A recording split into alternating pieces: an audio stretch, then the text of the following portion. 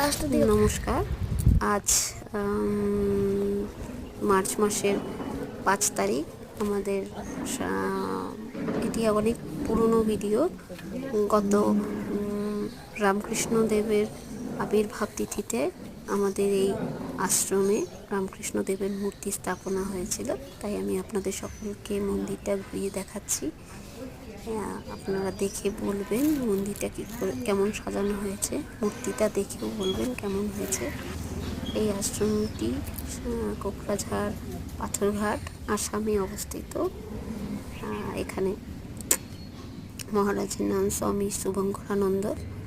আপনি দেখুন, সকালবেলা পুজো হয়ে গেছে, আমি একটু দেরিতে পৌঁছেছি।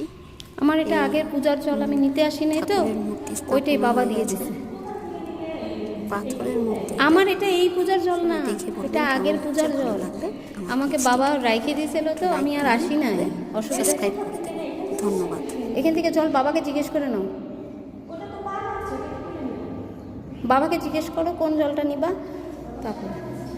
হ্যাঁ, কারণ কি আমারটা